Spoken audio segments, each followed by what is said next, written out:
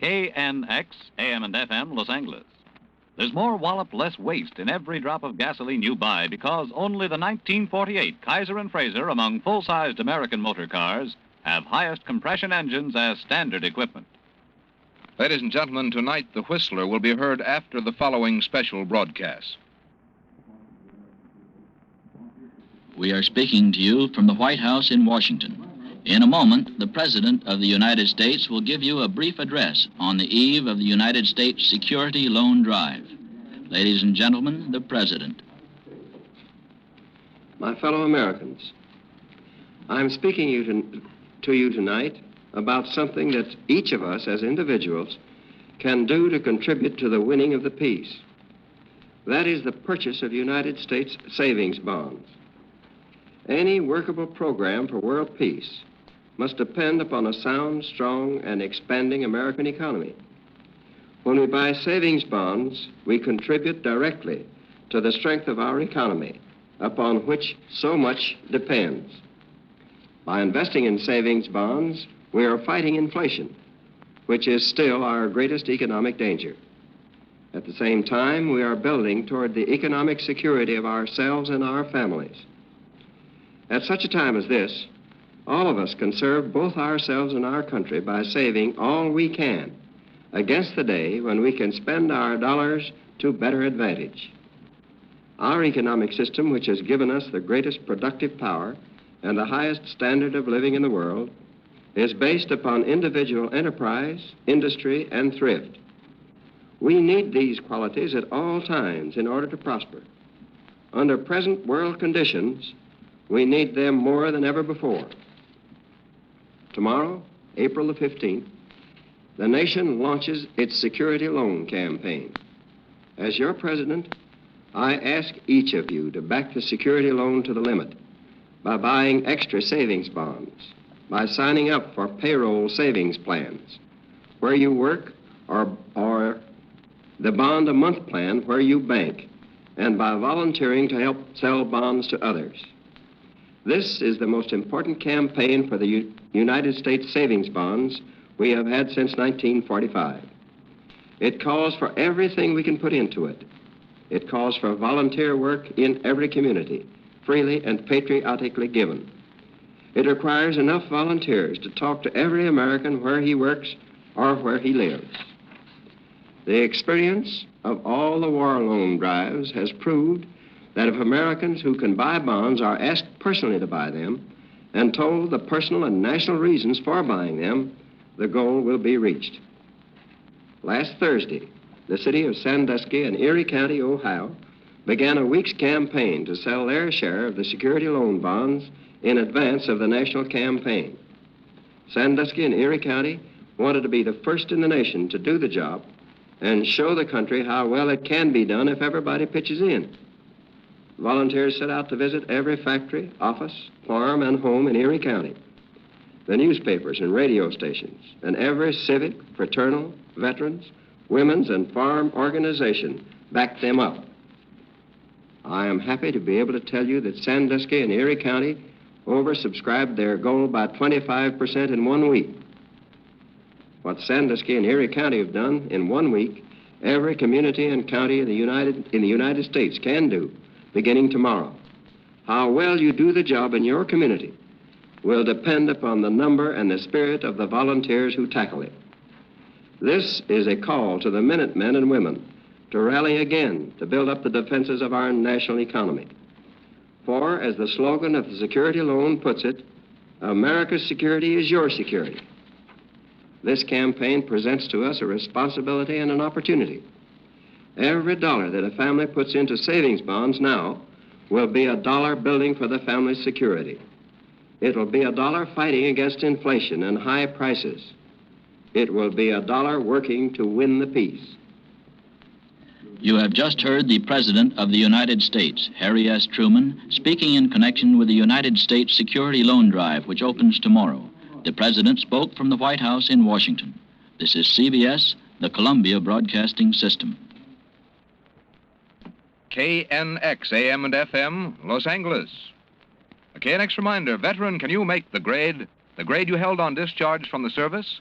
The Army has openings up to tech sergeant just for you. If you've still got what it takes, come on down to your Army recruiting office and see about enlisting in your old grade tomorrow.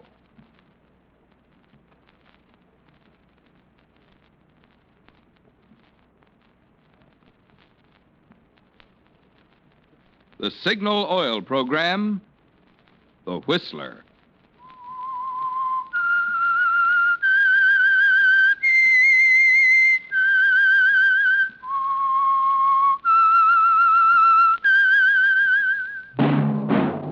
That whistle is your signal for the Signal Oil Program, The Whistler.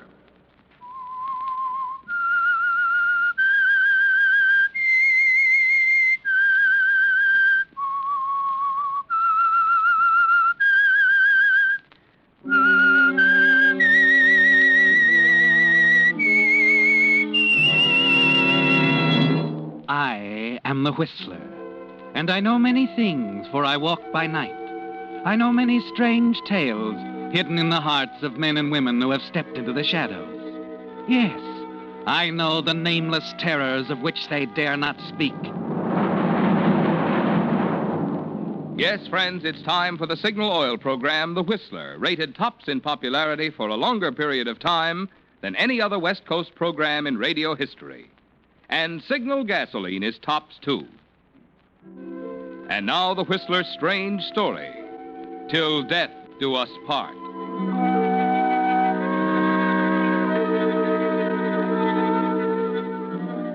Norman Grayson was an art dealer, an enterprising young man who usually wore a friendly smile.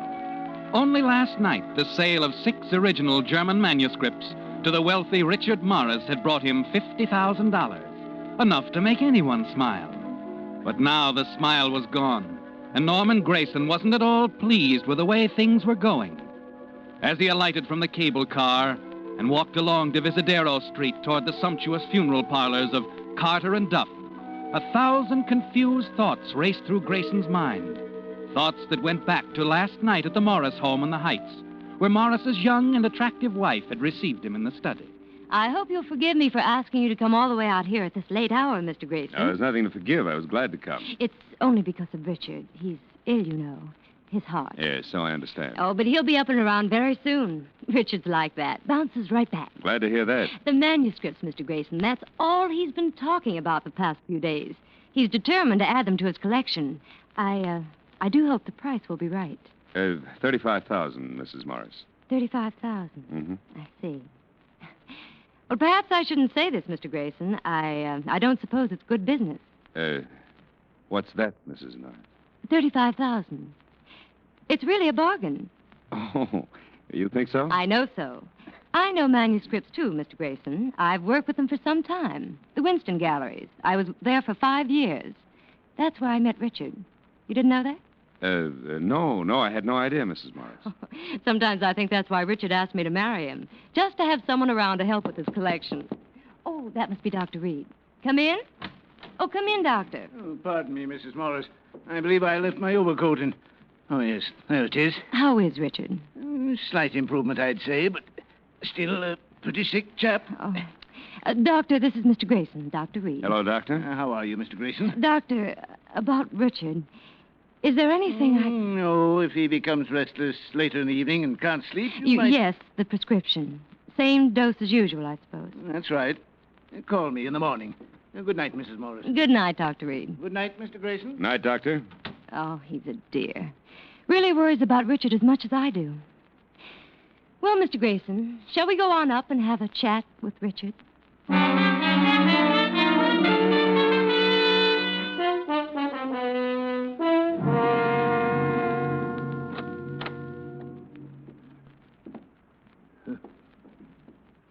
Richard. Richard. Janet? Yes, darling. Mr. Grayson is here. Grayson? The gentleman with the manuscripts. The German manuscripts for your collection. Oh, yes. Manuscript. Yes, Mr. Grayson and I talked it all over. He's going to sell them to you. Darling, aren't you listening to me? Mrs. Morris, perhaps we'd better not try. No, it's quite all right, Mr. Grayson. Here, Richard, let me help you sit up. Well, What for, Janet? The check, you have to sign it. It's all made out, everything except the signature, Richard. That's it. That's a good boy. Now, here's the pen. All right. All right. Oh, that's right. There we are. Ah, that's fine, Richard. Now I'll give the check to Mr. Grayson. Thank you. And the manuscripts are all yours. Isn't that wonderful, Richard? Yes.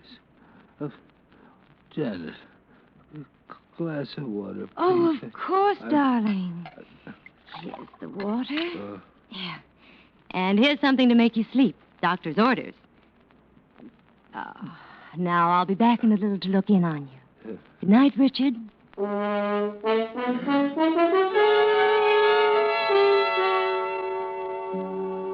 You didn't know quite what to make of it, did you, Norman? You were puzzled about Mrs. Morris and the way she rushed the sale.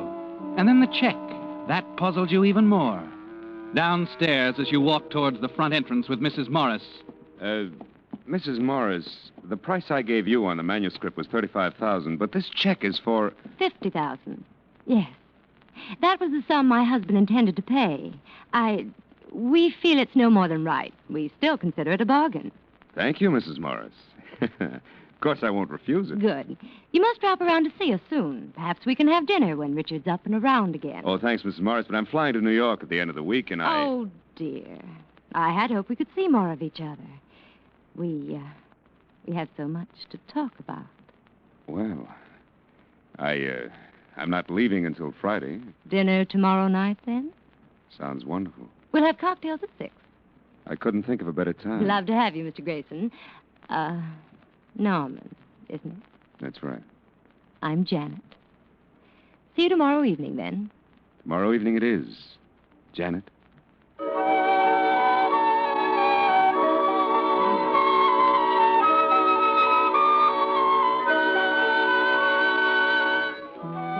When you left the Morris home, you weren't at all quite certain that business in New York was important enough to drag you away by Friday.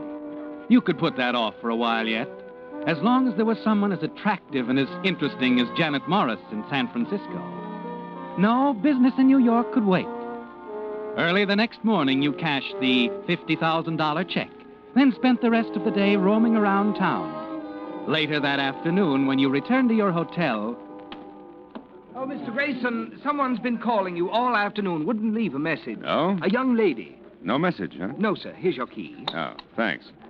Oh, by the way, Mr. Grayson, you've seen the papers, I suppose. Papers? Yes, the gentleman you were asking me about several weeks ago, Mr. Morris. Morris? What about him? Oh, you didn't know.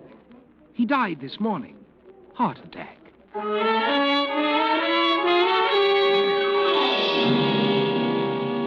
Yes, it was all there in the evening paper. Richard J. Morris, prominent Bay Area businessman, art collector, dead. You hurried up to your room and began to pack, and then the phone rang. Hello? Norman, this is Janet. Janet Morris. Oh, yes. Yeah, I just read the papers. I'm terribly sorry, Janet. Is there anything I can do? As a matter of fact, there is. Yes, I'd like to see you, Norman. There are a few things we should discuss about the manuscripts. Oh? What is there to talk about, Janet? Don't you know? All right.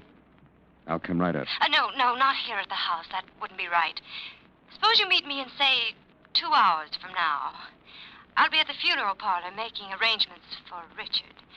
It's on Divisadero. I know. You'll be there, won't you? Yes.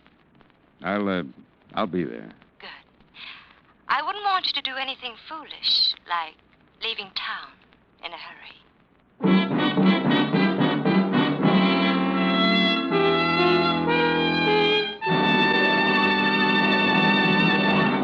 With the prologue of Till Death Do Us Part, the Signal Oil Company is bringing you another strange story by The Whistler.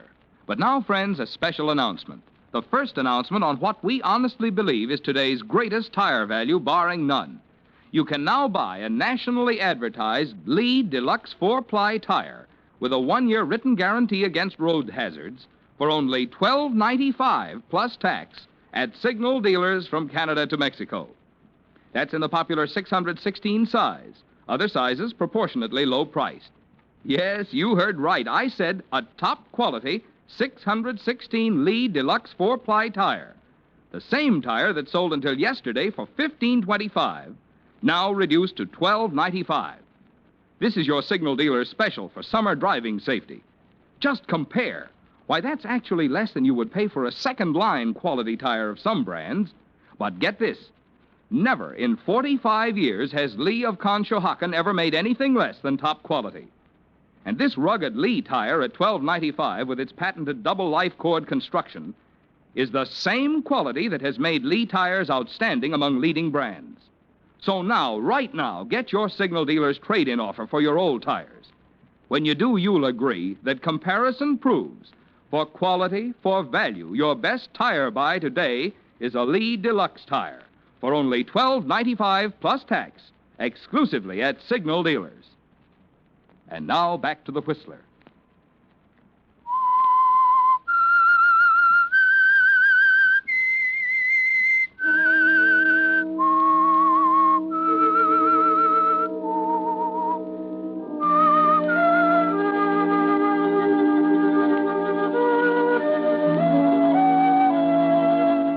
Yes, it had been a profitable business deal, hadn't it, Norman? Selling the 6 original German manuscripts to Richard Morris.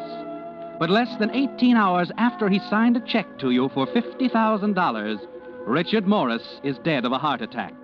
And now his widow, the young, attractive Janet Morris, summoned you to see her, and of all places, at a funeral home. When you reach the funeral home, a slender, solemn-faced young man leads you down a long, thickly carpeted corridor toward the rear of the building into a private waiting room. The door closes softly behind you, and you're alone with Janet. Oh, Norman. I'm sorry, Janet. Oh, it's so awful. I just can't believe it. Poor Richard. And to think I let you swindle him out of $50,000. Look, Janet, Please don't bother to deny it. The manuscripts are forgeries. I know. You knew it all the time. Yes. Did he? Of course not. At first he wanted me to take him to Mansfield for appraisal. Mansfield? Fred Mansfield? Yes, but I talked Richard out of it. He had a lot of respect for my judgment. I see. So no one knows about this but us and the man responsible for the manuscripts. They're quite good. Ziegler's work, isn't it? I understand he's back in this country. I told you yesterday I knew manuscripts. Had to be Ziegler or Clyde. By the way, where is Clyde these days? In a Berlin cemetery. He made a mistake. A bad one. Oh, he was such an artist. Oh, I wish they'd stop that music. I don't like it. Janet. Yes? What are we going to do about the manuscripts? Well, I could turn the whole matter over to the police, but it would be such a bother. And, well, after what's happened, I just want to get away somewhere. So? So I think I'll give you the manuscripts. That is, I'll sell them back to you, Norman. For $50,000? Yes. You wouldn't consider the original price, $35,000. Oh, no, Richard wouldn't like that. I'm afraid I'll have to insist on $50,000. Are you in the market, Norman? I'll have to think it over. Well, all right. Janet. Yes? You know I can't figure you out. Oh? I mean about the money. Morris must have left you a fortune. Why should you worry about $50,000? $50,000 is very important. You see, there's a catch to the fortune. It's tied up in trust. I'm to get only $800 a month. Oh, that's awfully tough, isn't it? It is, when one is used to the things I am. Richard planned it that way. My own good, you know. Wasn't that thoughtful of him? Yeah. So when I came along, you saw your chance to grab off a little pin money, huh? Money that he'd never know you had. That's why you upped the ante from $35,000 to $50,000 on that check. Yes. Wasn't that thoughtful of me? You knew it was coming back to baby. Smart. Very smart. Norman, people will be arriving soon. I'm afraid I can't talk to you anymore. I'll give you till tomorrow night to think it over. It's nice of you. 8 o'clock. The house. And Norman... Yeah? Don't forget to bring the money. I'll tie a string around my finger.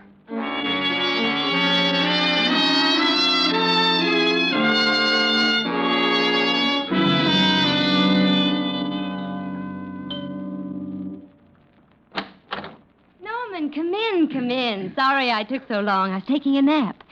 The servants are all gone. They're at the funeral parlor. Touching, very touching. Why don't you go into the study? I want to freshen up a bit. Fix yourself a drink. Thanks. Popular prices, of course. Norman, you're bitter. Let's just say I got up on the wrong side of the world this morning. Oh, I'm so sorry. Okay. Okay, I'm sold. I better go in and fix a drink before the prices change. I won't be more than 10 minutes, Norman. Make yourself at home.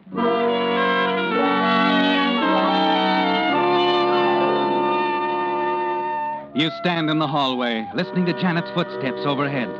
Then a door closes. Silently, you slip up the stairs, past Janet's room to the far end of the corridor. If only you can get your hands on the manuscripts.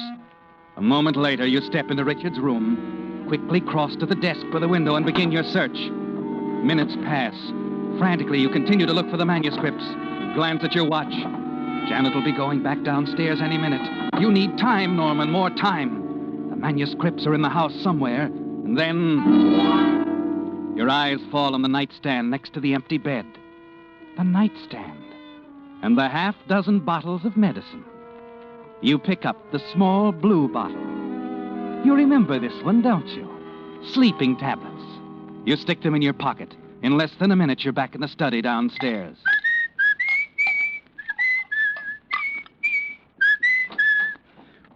My, aren't we cheerful? Why not? I may even go into a soft shoe routine. Want to see it?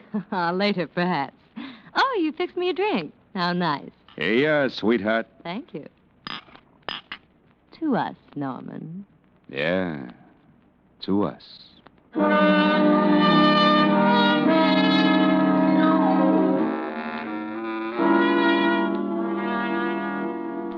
know, Janet, it's a funny thing about Ziegler.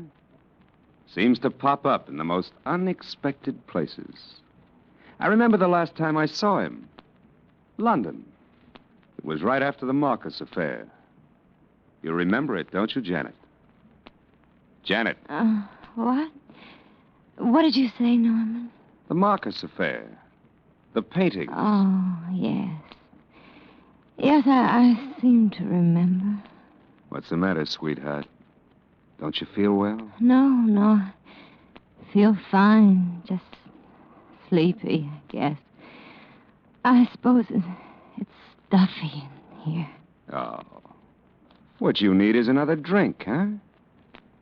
Janet. No. I don't think so. What were you saying about... Ziegler? Oh, yes. Right after the war. It won't be long now, will it, Norman? Your voice drones on and on. Janet can hardly keep her eyes open. And then finally she drops off to sleep. You keep talking. Then you get to your feet and walk over to her. Janet? Janet? Janet? Oh. Fallen asleep, have you, darling? Don't worry. You haven't got enough to keep you asleep. Too long. Just long enough for me to finish here. Oh, by the way, I hadn't finished telling you how I got the manuscripts. How Clyde stole them from Ziegler. And how I had to kill Clyde to get them back. Yes. It was a bad mistake on Clyde's part.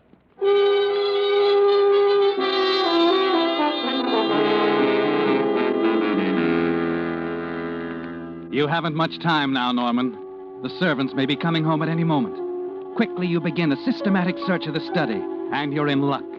In less than 5 minutes, the manuscripts are tucked away in your inside coat pocket.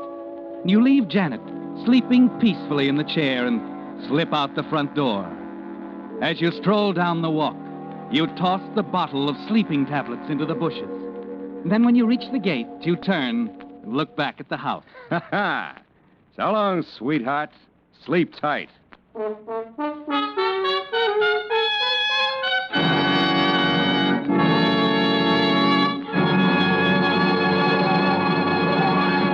The Whistler will return in just a moment with a strange ending to tonight's story.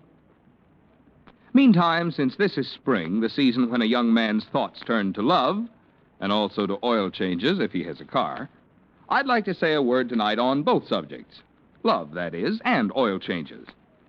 If you really love your car and want to keep it young, happy, and purring with contentment, make this spring's oil change a change for the better. In short, make it a change to that new type Signal lubricant that's your guarantee of a sweeter running motor. Signal Premium Compounded Motor Oil. You see, because it combines 100% pure paraffin base with protective compounds, Signal Premium does much more than just lubricate. In fact, tests prove Signal Premium Compounded Motor Oil reduces cylinder wear 1/3 and keeps motor 6 times cleaner than today's finest regular oils. So remember, if you want a sweeter running motor, if you want to keep wear down and performance up, the oil to change to this spring is Signal Premium Compounded Motor Oil. And now, back to the Whistler.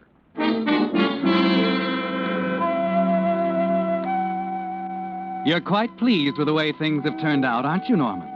The money you received from Richard Morris is tucked away in a San Francisco bank. The manuscripts are in the mail for New York. And in a matter of hours now, you'll be on the plane heading east. And you're not too worried about Janet, what she'll do. You've just outsmarted her, that's all. She won't do a thing. She'll take her beating like a good little girl, perhaps look around for another sucker. Then an hour before your plane time, you're about to leave the hotel when there's a knock on the door. Yes? Lieutenant Benson, San Francisco Police. You're Grayson? Yes. What is... Can I come in? Thanks. Leaving town, Mr. Grayson? Yes? Uh-huh. You had some sort of a business deal with a gentleman named Richard Morris a couple of days ago, didn't you? Did I? An art dealer named Mansfield dropped over to have a little chat with us yesterday. Seems Morris had asked him to check on some German manuscripts you had for sale. So? The manuscripts were forgeries, according to Mansfield. And when Morris died, sort of suddenly, well, Mansfield thought he should bring it to our attention. I don't know what you're talking about, Lieutenant. You were at the Morris home last night, weren't you? Okay. I just dropped in to say goodbye, that's all. Mm-hmm. You were there the night before Morris died, weren't you? The night you poisoned him because he was going to turn you in for fraud. Poisoned him? Wait a minute. Yeah, he was poisoned. Looked just like a heart attack. Now, listen, I didn't poison him. Janet, she must have. Mm-hmm. Why, of course, that's it. She had everything to gain, don't you see? Money So and... she did it, huh? Then last night, she turns right around and takes some of the stuff herself. What? Yeah, the sleeping tablets. It turned out to be poison. She's dead, Grayson. We found the half-empty bottle hidden in some bushes in front of the house. Has some fingerprints on it. Be very interesting to see how they stack up with yours. Hmm?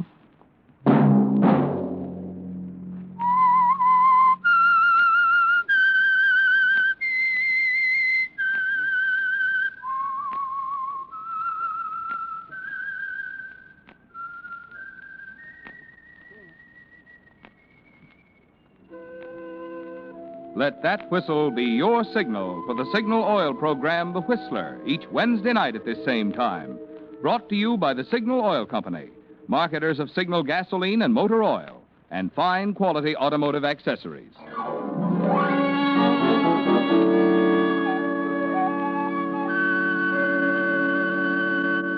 Featured in tonight's story were Doris Singleton and Gerald Moore.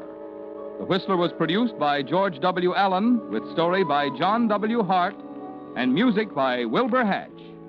This is Marvin Miller speaking. This is CBS, the Columbia Broadcasting System. This is KNX Los Angeles, the voice of Hollywood. 25 seconds until 9 p.m. BULOVA, Bulova watch time. Wear a 21 jewel Bulova, one of life's choicest possessions. Superlatively dependable always.